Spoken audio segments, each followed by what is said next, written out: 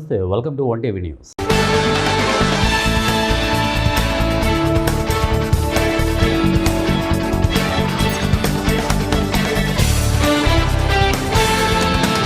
జర్నలిస్టుల హక్కుల పరిరక్షణ, సంక్షేమ పథకాల సాధన, సంఘం బలోపేతమే ధ్యేయంగా Telangana union of working journalist Jayashankar Bhupalpally జిల్లా కమిటీ ఆధ్వర్యంలో కాళేశ్వరంలో జిల్లా విస్తృత కార్యవర్గ సమావేశం నిర్వహించారు.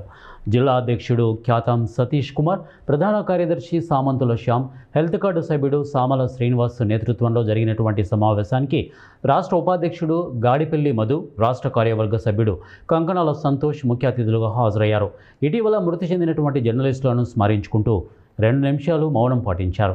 జర్నలిస్టుల సంక్షేమం, హెల్త్ కార్డుల జారీ, ఇళ్ల స్థలాల కేటాయింపు, జర్నలిస్టు ప్రొటెక్షన్ యాక్ట్ అమలు తదితర అంశాలపై ఈ సమావేశంలో విస్తృతంగా చర్చించారు. సమస్యల పరిష్కారానికి సంఘటిత పోరాటమే మార్గమని, రాష్ట్ర వ్యాప్తంగా పాత్రికేయుల సంక్షేమం కోసం TUWJ కృషి చేస్తోందని నాయకులు పేర్కొన్నారు. అక్రిడేషన్లు, హెల్త్ కార్డులు, ఇళ్ల స్థలాలు ప్రతి జర్నలిస్టుకు అందేలా సంఘం కట్టుబడి పనిచేస్తోందని తెలిపారు.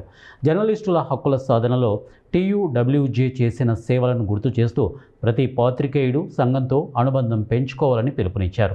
సంఘ బలోపేతానికి సభ్యత్వ నమోదు కీలకమని పేర్కొంటూ సభ్యత్వ నమోదు కార్యక్రమాన్ని ప్రారంభించారు. జిల్లాలోని జర్నలిస్టులందరూ సభ్యత్వాలు నమోదు చేసుకొని సంఘాన్ని మరింత బలోపేతం చేయాలని కోరారు. ఈ నెల 29న భూపాలపల్లిలో నిర్వహించనున్న జిల్లా మహాసభను విజయవంతం చేయాలని పిలుపునిచ్చారు. ఈ సమావేశంలో సీనియర్ జర్నలిస్టులతో పాటు జిల్లాలోని వివిధ మండలాల జర్నలిస్టులు అధిక సంఖ్యలో పాల్గొన్నారు. జర్నలిస్టుల ఐక్యత, సంక్షేమ సాధన దిశగా సమావేశం ఉపయోగకరంగా నిలిచిందని పాల్గొన్నవారు అభిప్రాయపడ్డారు. ఉపాధి హామీ పనుల్లో అవినీతి జరగలేదని చిత్తూరు జిల్లా APD సుబ్రహ్మణ్యం స్పష్టం చేశారు. మంగళవారం బాలసముద్రం మండలం వనదుర్గాపురం గ్రామ సచివాలయం ఆవరణంలో గ్రామసభ నిర్వహించారు. ఈ సందర్భంగా ఆయన మాట్లాడుతూ వనదుర్గాపురం ఫీల్డ్ అసిస్టెంట్ అవినీతికి పాల్పడినట్లు ఫిర్యాదు అందాయని, ఉన్నతాధికారుల ఆదేశాల మేరకు గ్రామసభ నిర్వహించడం జరిగిందన్నారు. అందులో ఫీల్డ్ అసిస్టెంట్ ఎక్కడా అవినీతికి పాల్పడలేదని గ్రామ ప్రజలు స్పష్టం చేశారు.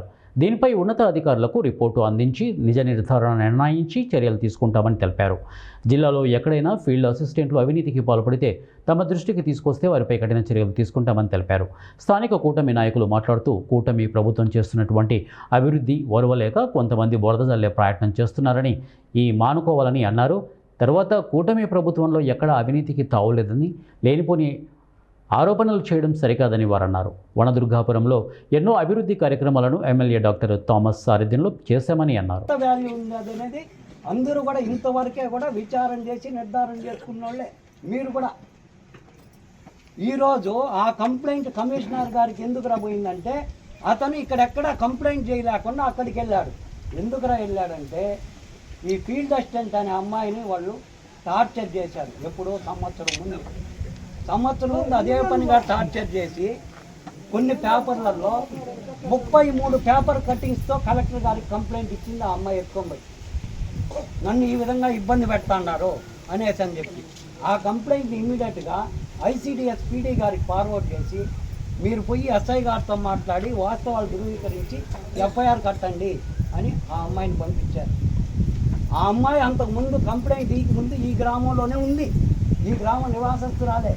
కానీ ఆ కంప్లైంట్ వేరే విధాలుగా పోయి వాళ్ళ ఆ అమ్మాయి భర్త వీళ్ళు ఈ టార్చర్ పెట్టినట్లు వాళ్ళ మాటిని ఆ అమ్మాయిని వదులుకున్నాడు. ఆ అమ్మాయి వేరే దిక్కులేని పరిస్థితుల్లో ఈరోజు పాడ సముద్రంలో తనీగా రూమ్ తీసుకొని ఉంది. ఇది ఈరోజు ఆ కంప్లైంట్ FIR కట్టిన తర్వాత ఆ FIRని తీసుకొని పోయి హైకోర్టులో వేసినాడు ఈ గురుప్రసాద్ అనే వ్యక్తి. ఇక్కడ గ్రామస్తులకి ఇక్కడ వచ్చిన కంప్లైంట్లకి ఎలాంటి సంబంధం లేదు. అతని టార్గెట్ FA. ఆ FAని ఇక్కడ లేకుండా తరిమేలా, ఈ ఊర్లోనే కనిపించకూడదు. ఎందుకంటే ఇంకా అవన్నీ మనం ఓపెన్గా చెప్పుకోలేని పరిస్థితులు. ఆ కలెక్టర్ గారు FIR కట్టిస్తే ఆ FIR కేసు తీసుకుని హైకోర్టులో వేసినారు.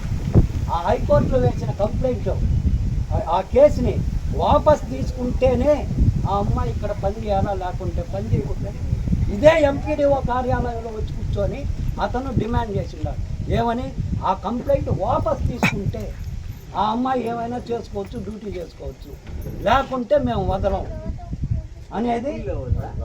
అనేది అభియోగం. అతను చెప్తానేది మాకు సరెండర్ అయ్యి ఆ అమ్మాయి ఆ కేసు వాపస్ తీసుకుంటే ఆ అమ్మాయికి ఎలాంటి ఇబ్బంది లేకుండా ఆ అమ్మాయి వర్క్ చేసుకోవచ్చు. పేపర్ వాళ్ళు నేనే మేనేజ్ చేసుకుంటా, ఏమి ఆఫీస్ వాళ్ళు నేనే మేనేజ్ చేసుకుంటా, ఆ అమ్మాయికి ఎలాంటి ఇబ్బంది ఉండదు అని చెప్పుకొని తిరుగుతాండేది కూడా వాస్తవం.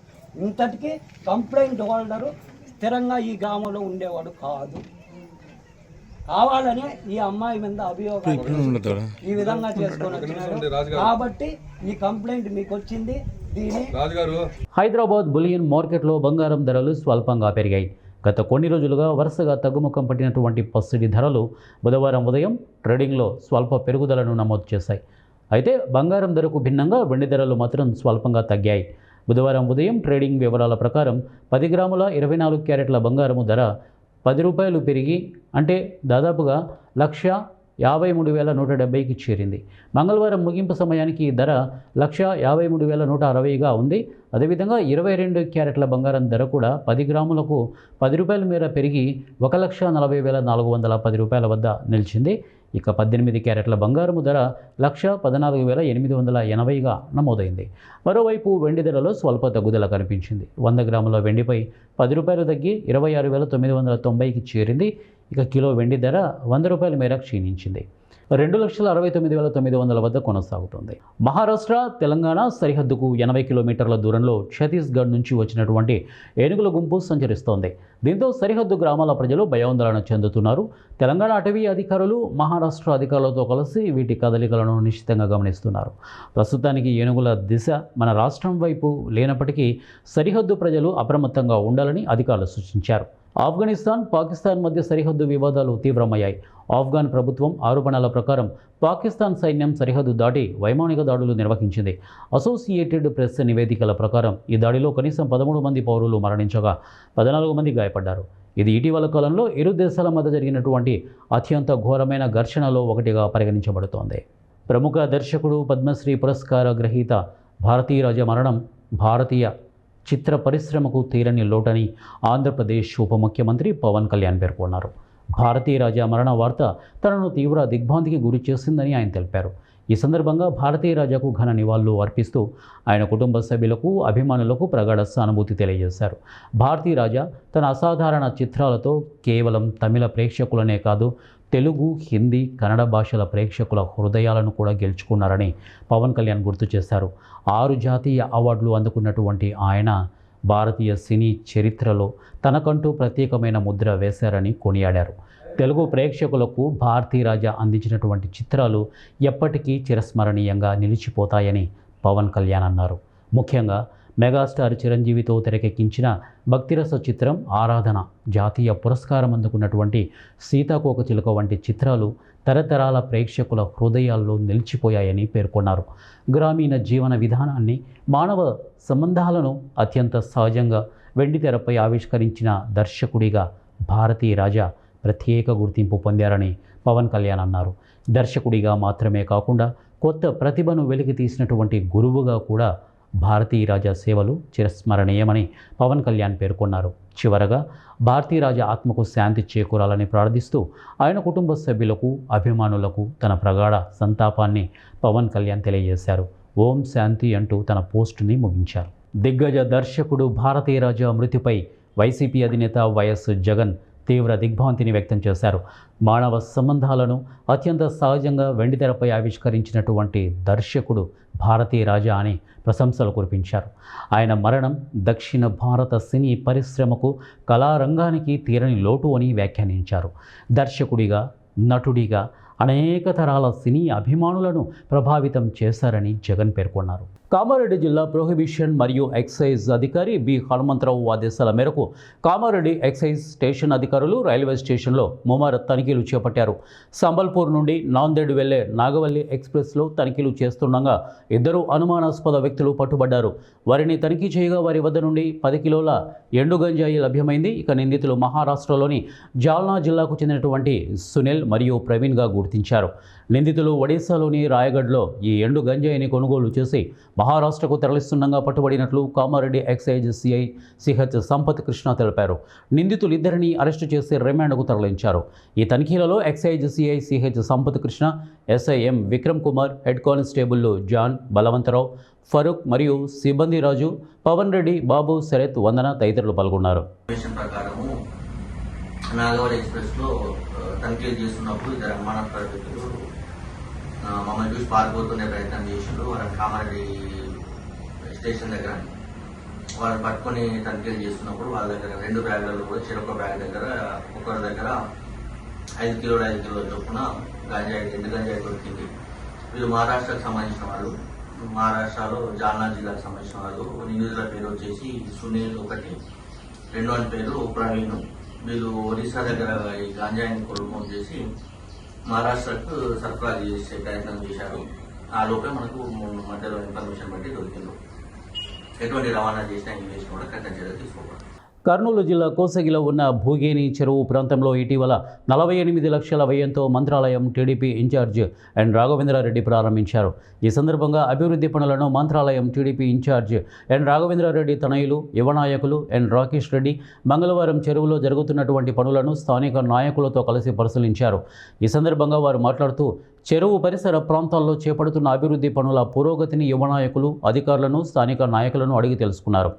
ప్రజలకు ఆహ్లాదకరమైన వాతావరణాన్ని కల్పించే లక్ష్యంతో ఏర్పాటు చేస్తున్నటువంటి వాకింగ్ ట్రాక్, అలాగే బెంచీలు, సోలార్ లైట్లు, చిన్నారుల పార్కు, ఆట వస్తువులు, ఆకర్షణీయమైన ఆర్చ్ నిర్మాణపు పనులను కూటమి ప్రభుత్వంలో చేపడుతున్నట్లు వారు తెలిపారు. కూటమి ప్రభుత్వం ఆధ్వర్యంలో కోసగి పట్టణ అభివృద్ధికి ప్రత్యేక ప్రాధాన్యత ఇస్తున్నామని, ప్రజలకు ఉపయోగపడే విధంగా ప్రతి అభివృద్ధి పనిని నాణ్యతతో పూర్తి చేస్తామని రాకేష్ రెడ్డి తెలిపారు. భూగేని చెరువు ప్రాంతాన్ని పట్టణ ప్రజలకు ఒక ప్రత్యేక విహార కేంద్రంగా తీర్చిదిద్దేందుకు చర్యలు కొనసాగుతున్నాయని అన్నారు. అనంతరం ఆదర్శ రైతు అయిన చింతలగనేని సిపి ఈరన్నతో కాసేపు ముచ్చటించారు. ఈ కార్యక్రమంలో ఆర్లబండ సహకార సంఘం చైర్మన్ తదితరులు పాల్గొన్నారు.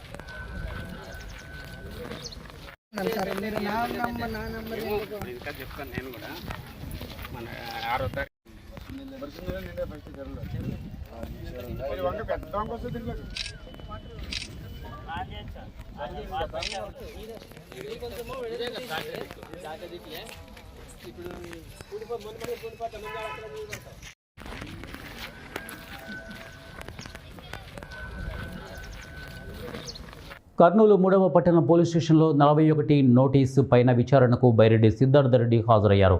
మే 14వ తేదీన కర్నూలు పట్టణంలో వైఎస్ఆర్సీపీ తలపెట్టిన కార్యక్రమంలో వైఎస్ఆర్సీపీ రాష్ట్ర యూత్ వింగ్ అధ్యక్షులు బైరెడ్డి సిద్ధార్థరెడ్డి కర్నూలు భారీ పరిశ్రమల ఫుడ్ ప్రాసెసింగ్ శాఖ మంత్రి టీజీ భరత్పై ప్రొఫార్మా పరిశ్రమలో 50 కోట్లు తీసుకున్నారని ఆరోపణలు చేసినందుకు మంత్రి టీజీ భరత్ బైరెడ్డి సిద్ధార్థరెడ్డిపై కర్నూలు 3వ పట్టణ పోలీస్ స్టేషన్లో పరువు నష్టం దావా కేసులు నమోదు చేశారు.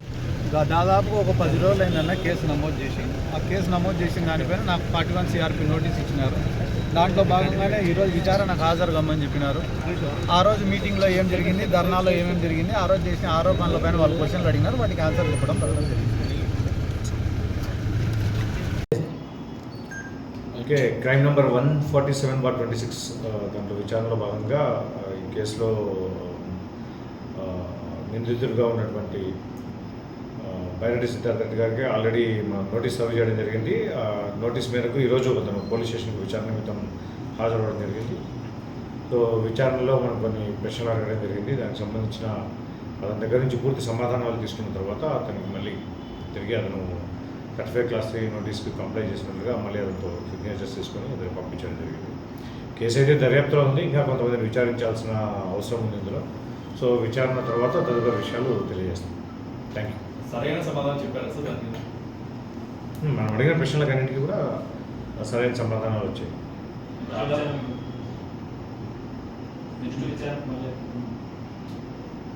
అదే కేసు దర్యాప్తులో ఉంది కదా, ఇంకా మిగతా సాక్షులను కూడా విచారించేది ఉంటుంది. దాన్ని బట్టి మళ్ళీ అవసరం మేరకు తదుపరి చర్య తీసుకుంటాం. డిఫర్మేషన్ కేసుకు సంబంధించిన మెటీరియల్ మొత్తం అంటే అతను చేసిన వ్యాఖ్యల మీద కట్టుబడి ఉన్నాడా? సాక్ష్యాలు ఏమన్నా చూపిస్తాను ప్రొడ్యూస్ చేస్తాను. ఎవరో చెప్తే విన్నాను అని మాత్రమే చెప్పారు. అతను ఇంకా ఆధారాలు అయితే ఏం లేవని చెప్పారు. సో రాజకీయంగా ఇలాంటి ఆరోపణలు అనేవి చాలా సహజము అన్నట్టుగా చెప్తున్నారు. తదుపరి విచారణ ఈ మధ్యకాలంలో ఉండే అవకాశం ఉంది. తదుపరి విచారణ అనేది కేసు రెగ్యులర్గా ఇన్వెస్టిగేషన్ ప్రాసెస్ జరుగుతూ ఉంటుంది. ఏ సెక్షన్ కింద case 352, 353 class 2, 356 class 1, 356 class 2 BNS కింద కేసు నమోదు కావడం జరిగింది. ఈ సెక్షన్లో ఏ నేరం చేసినట్టు మనం ముఖ్యంగా ఒక రెండు వర్గాల మధ్య విభేదాలు రెచ్చగొట్టే విధంగా మాట్లాడటం, అలాగే ఎవరినైనా దురుద్దేశపూర్వకంగా అవమానించాలనే ఉద్దేశంతో మాట్లాడటం, దానికి సంబంధించి సెక్షన్స్ అప్లై చేయడం జరిగింది. బెయిల్ కూడా అన్ని బెయిలబుల్ సెక్షన్స్. నాగర్ కర్నూలు జిల్లా అచ్చంపేట బల్మూరు మండలం బైలారం గుట్టపై మరో మైనింగ్కు అనుమతికి అధికారులు తెరలేపారు. గుట్టపై మైనింగ్ కోసం ప్రజాభిప్రాయ సేకరణకు వచ్చిన అదనపు కలెక్టర్, పొల్యూషన్ బోర్డు అధికారులు, మైనింగ్ అధికారులు, స్థానిక ఎంఆర్ఓకు స్థానిక ప్రజలు మైనింగ్ జరగవద్దు, జరగనివ్వమని తేల్చి చెప్పారు. ఫారెస్ట్ టైగర్ రిజర్వ్ 2 కిలోమీటర్ల దూరంలో ఉన్న మైలారం గుట్టను మైనింగ్ ఎలా అనుమతిస్తున్నారని గ్రామస్తులు ప్రశ్నిస్తున్నారు. మైనింగ్కు అనుమతులు ఇవ్వాలంటే రిజర్వ్ ఫారెస్ట్ కనీసం 10 కిలోమీటర్ల దూరంలో ఉండాలని వారు గుర్తు చేశారు. గ్రామం గుట్టపైనే ఉంది. అదేవిధంగా మిషన్ భగీరథ వాటర్ ట్యాంకులు, గుళ్ళు, గోపురాలు ఉన్నాయి. గుట్టపైన నిండా పచ్చని చెట్లు ఉన్నాయి. పర్యావరణంపై ప్రభుత్వం పచ్చని చెట్లు ప్రగతికి మెట్లు అని చెబుతూనే మరోపక్క మన్యం అనుమతులు ఇచ్చి చెట్లు నరికేయడం ఎంతవరకు కరెక్ట్ అని గ్రామస్తులు ప్రశ్నిస్తున్నారు.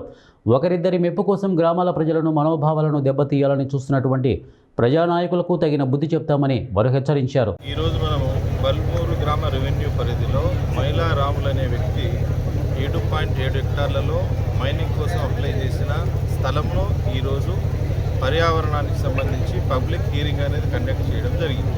ఈ మైనింగ్ లీజులు ఇవ్వడంలో భాగంగా ప్రొసీజర్ ఒకటి ఉంటుంది. ఆ ప్రొసీజర్లో భాగంగా ఈరోజు ఈ గ్రామంలో ప్రజలందరి సమక్షంలో కూడా బహిరంగంగా సమావేశాన్ని ఏర్పాటు చేసుకొని సుమారు 1.5-2 గంటల నుండి వివిధ వ్యక్తుల నుంచి సర్పంచులు కావచ్చు, గ్రామస్తులు కావచ్చు, ఎన్జిఓస్ కావచ్చు, ఈ మైనింగ్ పైన వారి యొక్క అభిప్రాయాలన్నీ కూడా తీసుకోవడం జరిగింది. ప్రతి వ్యక్తి తెలియజేసిన అభిప్రాయాన్ని వీడియో రికార్డింగ్ చేయడంతో పాటు సుమారు ఒక 20 రిప్రజెంటేషన్స్ కూడా రాతపూర్వకంగా మనం తీసుకోవడం జరిగింది. ఏదేమైనా ప్రజలు వ్యక్తం చేసిన అభిప్రాయాల్ని క్రోడీకరిస్తూ వారు ఇచ్చిన రిప్రజెంటేషన్స్ అన్నింటినీ కూడా ఒకసారి సమీక్షిస్తూ ఈ నివేదికల్లో ఉన్నతాధికారులకు తెలియజేయడానికి ఈ సమావేశాన్ని నిర్వహించడం జరిగింది. ప్రశాంతంగా ఈ సమావేశం జరిగినందుకు కూడా అందరికీ కృతజ్ఞతలు తెలియజేయడం జరుగుతుంది. సుమారు 960 కోట్ల అంచనా వ్యయంతో చేపట్టనున్న సికింద్రాబాద్ మల్కాజ్గిరి ఎలివేటెడ్ కారిడార్ ప్రాజెక్టుకు అనుమతులు లభించడంతో కాంగ్రెస్ నాయకులు ఆనందం వ్యక్తం చేశారు. కార్యకర్తలు ఉత్తరనగర్ చౌరస్తాలో ముఖ్యమంత్రి రేవంత్ రెడ్డి మరియు మాజీ ఎమ్మెల్యే మైనంపల్లి హనుమంతరావు చిత్రపటాలకు పాలాభిషేకం నిర్వహించారు. ఈ సందర్భంగా నాయకులు మాట్లాడుతూ ప్రతిష్టాత్మక ప్రాజెక్టు సాధనలో ముఖ్యమంత్రి రేవంత్ రెడ్డి, మాజీ ఎమ్మెల్యే మైనంపల్లి హనుమంతరావు చేసిన కృషి ఎంతో కీలకమని పేర్కొన్నారు. ఎలివేటెడ్ కారిడార్ నిర్మాణం పూర్తయితే మల్కాజ్గిరి సికింద్రాబాద్ మార్గంలో ట్రాఫిక్ రద్దీ గణనీయంగా తగ్గడంతో పాటు ప్రయాణ సమయం కూడా తగ్గుతుందని తెలిపారు. అదేవిధంగా కంటోన్మెంట్ ప్రాంతంలోని రైల్వే క్రాసింగ్లో కీలక జంక్షన్ల వద్ద ఏర్పడుతున్న ట్రాఫిక్ సమస్యలకు పరిష్కారం లభించడంతో పాటు ఉత్తర ఈశాన్య హైదరాబాద్ ప్రాంతాలకు మెరుగైన కనెక్టివిటీ ఏర్పడుతుందని పేర్కొన్నారు. ఈ ప్రాజెక్టు ద్వారా వేలాది మంది ఉద్యోగులు, విద్యార్థులు, సాధారణ ప్రజలు ప్రయోజనం పొందనున్నారని తెలిపారు. ఈ కార్యక్రమంలో కాంగ్రెస్ పార్టీ నాయకులు, కార్యకర్తలు తదితరులు పాల్గొన్నారు. విచ్చేసిన కాంగ్రెస్ కుటుంబ సభ్యులందరికీ నమస్కారాలు. ముఖ్యంగా ఈరోజు సిటీలో ఉన్న ట్రాఫిక్ దృష్ట్యా రామకృష్ణాపురం నుంచి మన సఫిల్గూడ నుంచి ఏఓసి గేట్, అలహాబాద్ గేట్ దాకా రోడ్స్ 990 కోట్ల ప్రాజెక్ట్స్కి రోడ్స్ శాంక్షన్ అయింది. దాంట్లో 47 ఎకరాల డిఫెన్స్ ల్యాండ్లు ఉన్నాయి.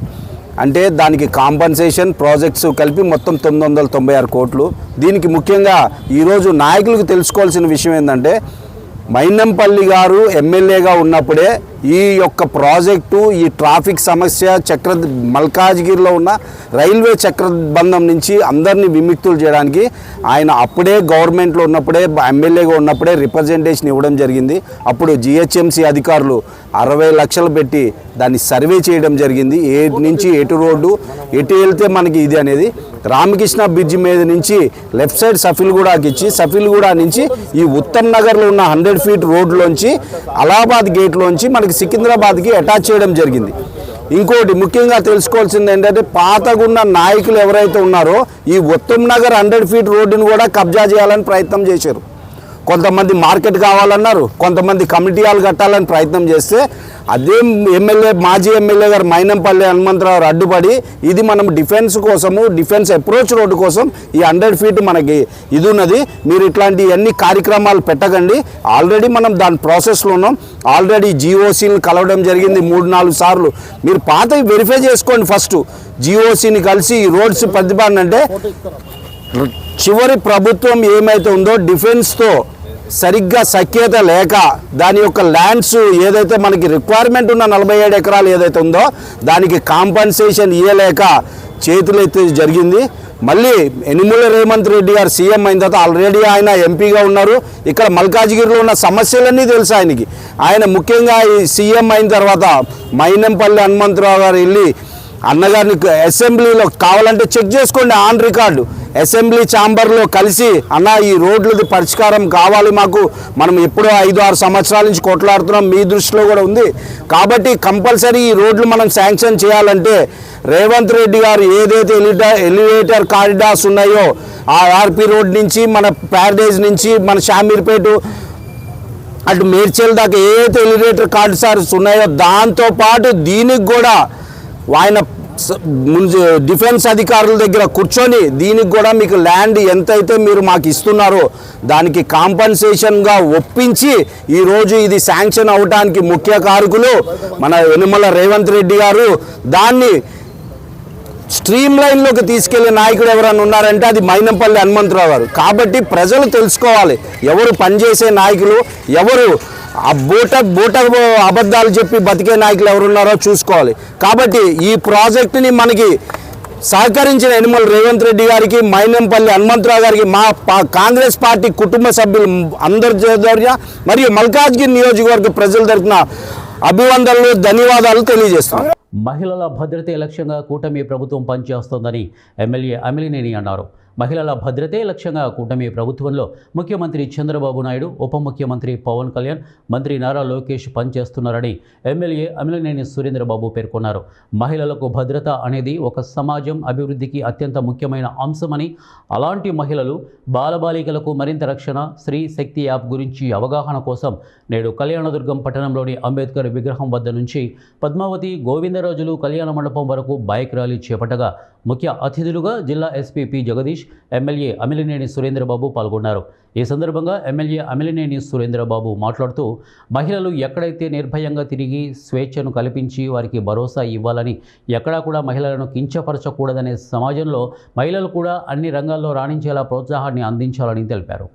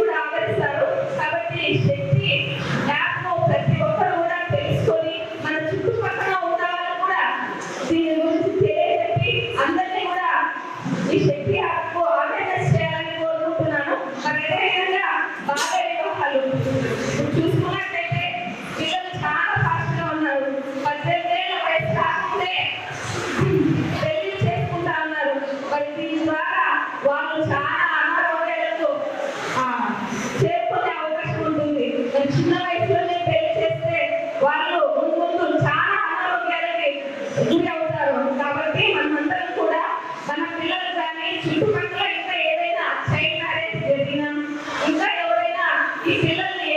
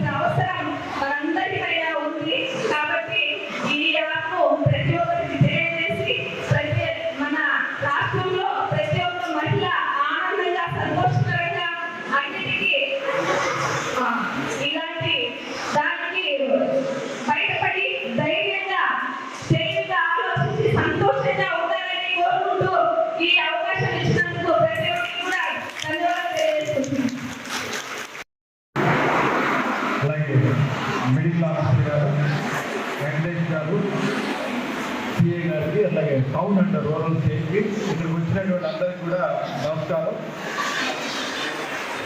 మీరు పక్కన మాట్లాడుతున్నట్టున్నారు అందరూ. అంటే దీని యొక్క కర్నూలు నగరంలోని స్థానిక సిఆర్ఆర్ఎం ఎస్ఏపి క్యాంపు ఉన్నత పాఠశాలలో ప్రాథమిక తరగతుల ఉపాధ్యాయులకు 60 రోజుల సర్టిఫికేట్ కోర్సుల్లో భాగంగా Gyan Prakash foundation literacy and numeracy 3వ సంవత్సర శిక్షణ తరగతులు జూన్ 4వ తేదీన ప్రారంభమై విజయవంతంగా ముగిశాయి.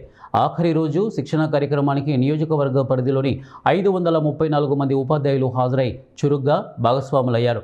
ఈ శిక్షణ కార్యక్రమం గురించి ఎస్ఏపి క్యాంప్ సమగ్ర శిక్ష రాష్ట్ర పరిశీలకులు సురేష్ కుమార్ ఎస్ఈఆర్టీ ప్రొఫెసర్ శ్రీకళ ఉపాధ్యాయులతో మాట్లాడారు.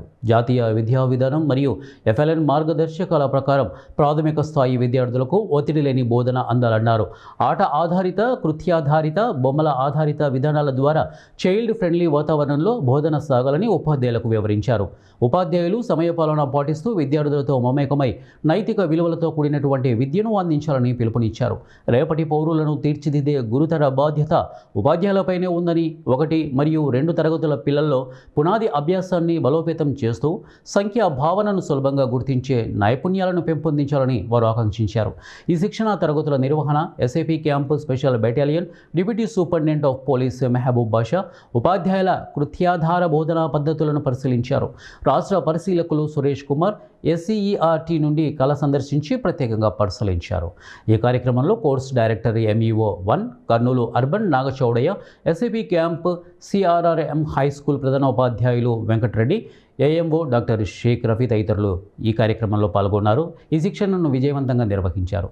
శిక్షణ అనంతరం సర్టిఫికేట్స్ ప్రదానం చేశారు. ఇవి బులెటిన్ అప్డేట్స్. నెక్స్ట్ బులెటిన్లో కలుద్దాం. Until then keep watching 1TV news.